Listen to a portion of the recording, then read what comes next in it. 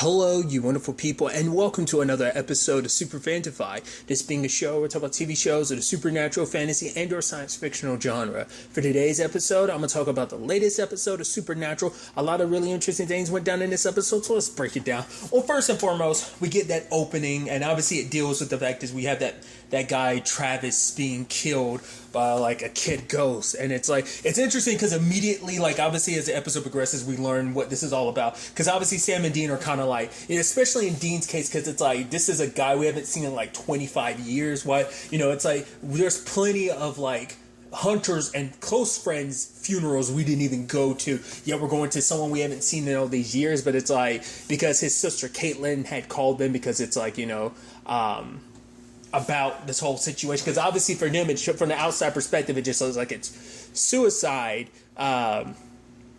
But obviously coming back here also, and I think it's so interesting because obviously this is something that's happened from time to time over the course of the show, where they'll be investigating something, and obviously it brings them back to a time when they were younger. It's actually interesting because obviously at this point in time, like the whole situation where Sam's talking about, like, obviously he had taken a book because he wants to go to college or whatever, and Dean was even saying like, oh, you're a dumbass, you're not going to go to college, which I was like, as a reminder of like, yeah, I mean, Dean can be very, especially when he was younger, he was kind of a big asshole when it came to Sam. We saw instances of that. He was just kind of a little self-centered and asshole-ish.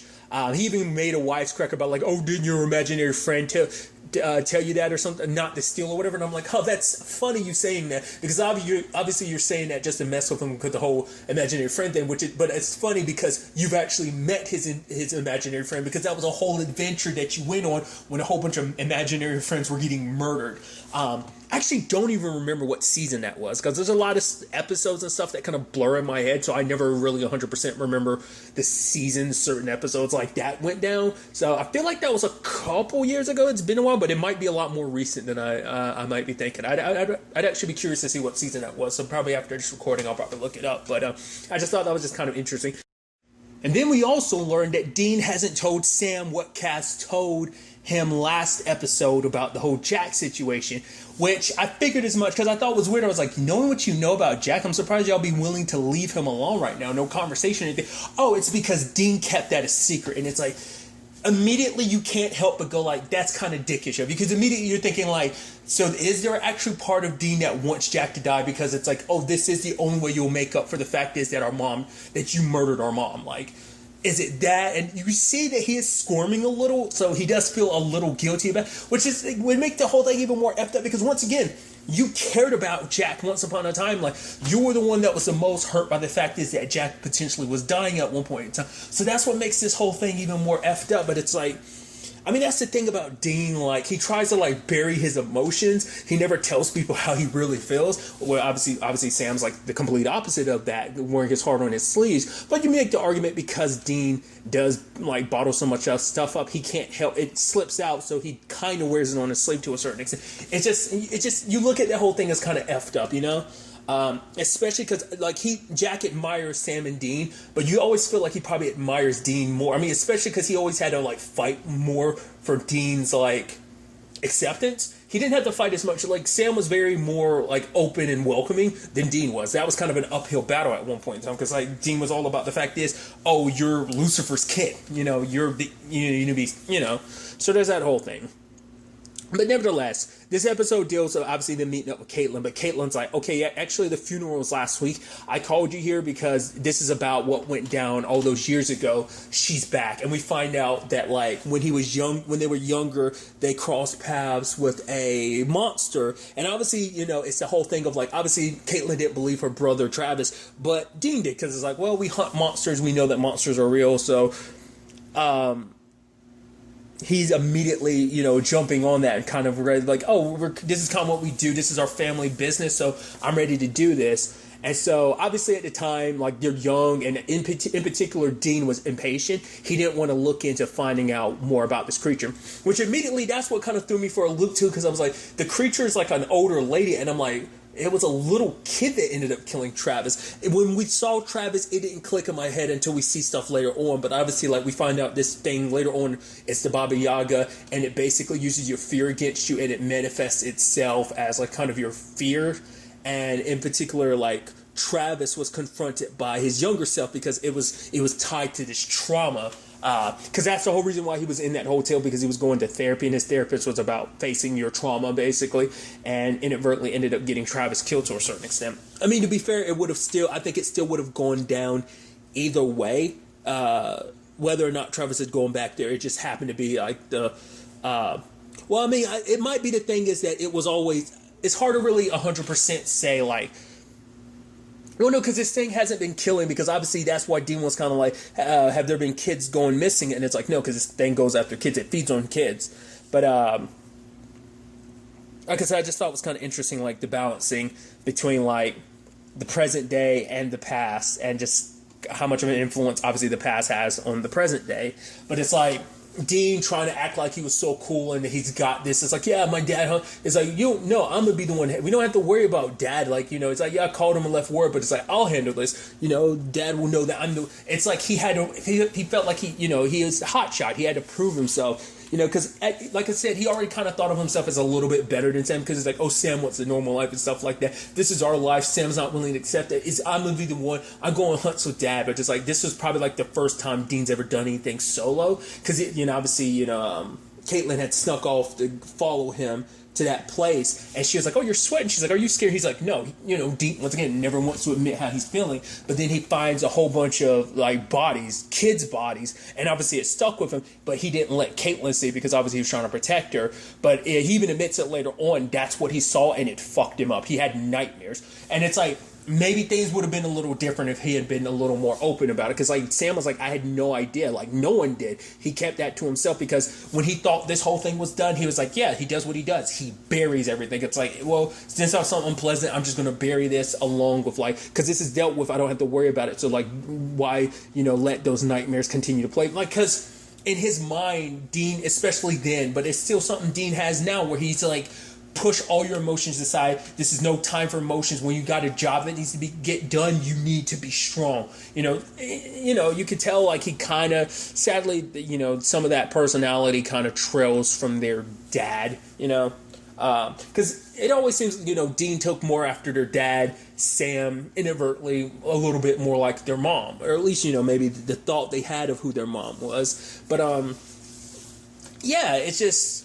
interesting, in the long run, but, because I also thought was kind of interesting. Caitlin was like, oh, this is what you guys do? This is your life? She's like, I'm so sorry. Didn't you guys ever want a normal life? And I thought it was kind of interesting. Sam didn't say anything about the fact is, oh, we've tried multiple times. There have been multiple times where me and Dean separately have tried the whole normal life thing, and it just didn't work. It blew up in our faces in some shape or form. Especially Sam, because obviously this is about him saying, like, oh, he wants to go off to college when he was younger. And it's like, we know he went off to college.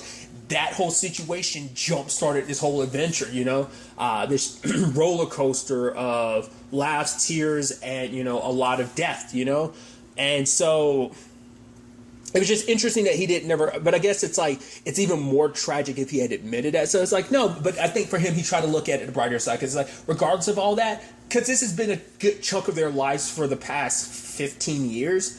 I mean, even more so. Like, obviously, we've been following the show for 15 years, but obviously they've been doing this for, 20 plus, well, they've been doing it since they were kids, so 20 to 30-ish years, they've been doing this, so at least they're saving people, at least, in some occasions. So for them, it's like, that's at least a silver lining to this whole thing. But I just thought that was kind of interesting how, obviously, Dean's being confronted with his younger self at first, but then obviously the Baba Yaga takes on the form of Travis, both to go after, Caitlin, but also go after, Dean as well, because it's kind of meant to be like obviously it's your greatest fear. These are your failures, because I think, it manifested it, because I think for Dean, he feels like maybe when he was younger, he was a failure. Like, maybe that's why that particular, it showed up representing itself to look like Dean like that. Part of me also wonders, was there some deeper psychological thing? Is it supposed to be like a little reminiscent of Jack? Because that's not how his hair looked at the time, but when the Baba Yaga took on that form, it had his hair, as Dean, his hair was patted down more like Jack. So that's why I was wondering if that was what that was supposed to be kind of getting at. It's supposed to be reflecting at a younger part of yourself that you didn't like, that you kind of hated, that kind of reminds you of like, oh, you got someone young like that around you to a certain extent, with Jack, with the whole Jack thing. That, like I said, it could be easily be reading too much into it, but luckily, because we also found out, like, why is it coming after adults? It's like, you usually go after kids, but it's like this thing has been starved for like 25 years, because it turns out, like, obviously it's connected to the ring, and Travis kept the ring the entire time, but he recently got it fixed like 3 weeks prior to him dying, so the Baba Yaga was able to restore, but it's been starving this entire time, so it's been going after whoever it can, and that includes adults. I even love it really quickly. I thought this was kind of interesting. Like, Sam was like, ran into Gwen, who's the lady that was at the front desk of the episode. I thought that was so interesting. I was like, you're still working here? And she's in the back getting high, but I'm like, I wouldn't work there considering someone literally killed themselves like last week there. It was just, I don't know, just give me the heebie-jeebies. I would just not want to be there, but regardless, when it was all said and done, though, they were able to destroy the ring and kill this thing once and for all. Luckily, Caitlyn's still alive, but I mean, it still doesn't, at least they stopped it so it won't hurt anyone else. But, sadly, Travis is gone, so. But I thought it was kind of interesting how this all ties together, because Caitlyn's like, were you scared? And he's like, Dean's like, yeah, always. And she's like, oh, you really have changed. She's like, what? She's like, the younger you would have never admitted it being scared. So, he's like, well, if that's a good thing. And she's like, no, it is a good thing. Like, telling lies doesn't help, you think by lying about things you're helping, but you're not. It's not helpful in the long run. And obviously that gets him thinking about the whole situation with the Sam thing, because he's not saying anything about the Jack situation. But what was also interesting too is that he got a visit from Billy, and Billy was like, oh yeah, so I just came from the last world. That meaning the last world that Chuck destroyed, because the only one that's left now is this. So, and he literally burned the last one. So it's like Chuck's going to be showing up soon. Might be today, might be tomorrow, might be in a couple days, but he's going to come back soon. So you need to get ready. Because even she's like, why are you doing, you should be bunkered down and ready for what's to come, yet you're out here doing a case? What? No. And it's like, all right, like, and Dean's ready for it, but it's the thing of like, and he kind of throws out the whole Jack situation. It's like, well, she's like, because he's like, how'd you convince Jack to turn himself into a bomb? She's like, I told him the truth. He wants you guys to forgive him. It's like, you murdered their mom. The only way they'll forgive you is if you do something like this, by getting rid of God. Because obviously it's like, was I wrong? And you can tell Dean kind of wants to say no, but part of Dean wants to say, yes, you're wrong, but there's a part of him that's kind of like, no, you're not. Because he needs God going more so than anything. Because for him, it's like, his entire life has been someone else's script. It's like, what choices have been mine? Has there been any free will? Everything that's ever happened in our life has been your little game. All the people we've lost, all the death in our lives, like our lives being the effed up situations that they were, just like everything that they've been through the entirety of their lives has been scripts written by him. So like, what was ours? What in my life was actually mine and not just something you concocted or control, So obviously that resentment is blinding him. He's just completely consumed by wanting to, as she says, like, oh, you, as your word said it, like, you went off the hamster wheel. So, and he's so consumed by rage about that he's willing to sacrifice Jack if it means, killing Chuck. And obviously it's like, she's like, I need I need to make sure there's no loose ends, because for her, it's like, I don't need anything interrupting this. So are you going to back down? It's like, no, Dean's like, Chuck needs to go. I need this done, even if it means Jack has to be sacrificed. Like, what about Sam? It's like, he'll be on board. It's like, you haven't told him. She's like, whatever the case may be, you need to figure this out, because I don't want any loose ends, because she doesn't want to take the chance that when the time comes that Sam might have a change of heart. Obviously, Cass had a change of, obviously never had a change of heart. And like, now learning the truth, of course, he's off trying to find a different way. But Billy's making it clear, like, this has to happen, this needs to happen. So, but finally, when it's all said and done, Dean tells Sam about the fact is of, hey, when it's all said and done, like, it's go time. We're down to the wire. Chuck's gonna come back sooner or later, so this needs to get done. But it's interesting too, because obviously the parallel with, like, Dean being like, yeah, but we're good to get, like, I don't know about this whole college thing, but Sam, like, you know, when they were younger, being like, oh yeah, we make a good team, and it's like, yeah, you know. So I mean, I think there's also probably like an even deeper thing to look at too. Well, I'll go ahead and finish this off. It's an even deeper thing because, like, obviously, once again, you were so brash and thought you had it all figured out. You thought you were kind of hot stuff, and you kind of ran into a situation not fully exploring everything. And because of that, like, you thought you killed a thing, but you didn't. It was basically dormant when the ring was messed up. But it's like, maybe if you had done a little more research back then, maybe Travis would be alive now. So maybe you can look at that as something kind of like, yeah, you're jumping this situation, but it's like, it's not all said and done, even though Billy might feel like maybe it is. That there's a lot more to this, that you shouldn't be so quick to just jump the gun with this whole situation, because obviously jumping the gun beforehand in the long run ended up costing Travis his life. So it's like, you know, what's to say something won't, you know, ripple out later on because of this. So it's like, it's a whole thing that I just thought was kind of fascinating. But it's also like, yeah, also Jack is a bomb. He's going to die to take down Amara and Chuck. And you have Samuel like, oh, like Billy just dropped this all on you? No, Cass told me before we left. And he's like, what? Sam got pissed. He was like, I thought we were because he even brought it up earlier. It's like, yeah, we used to keep stuff from each other, but glad we're past that. And it's like, nope, you kept this. And this is one of the biggest things. Like, Jack means something to us, and you kept this a secret. And he basically is like, because in his mind, it's like it needed to be done, and he knew if he told Sam would try and do what Cass is doing, try and find a no. It's like, no, we need Chuck. It's like, you know, because he was basically saying we, and then Sam was like, oh, we. Like, you're making a decision for both of us. Like, yeah, you want Chuck going, but you're making a decision on my behalf by not telling me this information about Jack. And you're waiting down, because you're putting us in a position where we literally have no other option but to do this, because there might not be enough time, because you wasted. Like, maybe I could have been finding something else to help. You know, I could have been doing something.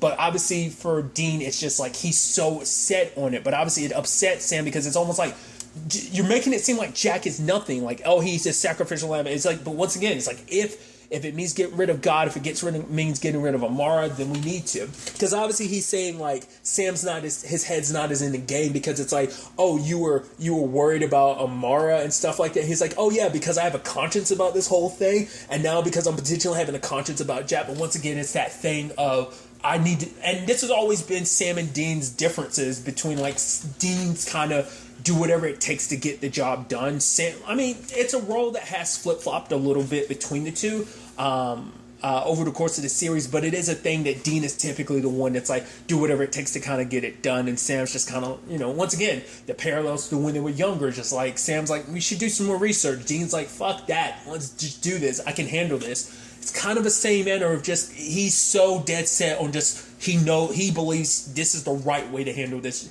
This is the only way they handle it. He's not willing to really, you know, even though Cassio's doing everything he can, like, you know it's wrong, because if you thought you were in the right, you would have sold Sam. You knew Sam would be against you.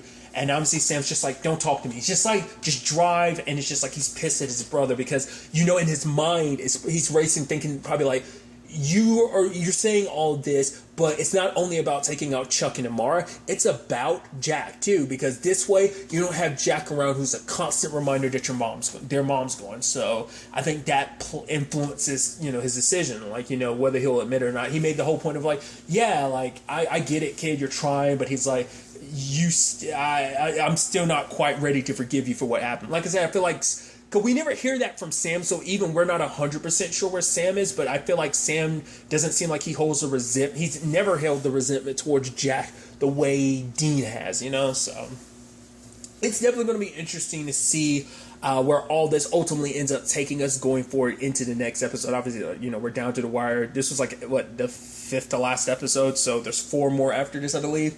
And yeah, it's going to be interesting to see how this ultimately all ends up playing out. But really, that's all I'm going to talk about. Till the next time we meet, be happy, be safe, live life to the fullest, and enjoy it. Good day, and goodbye.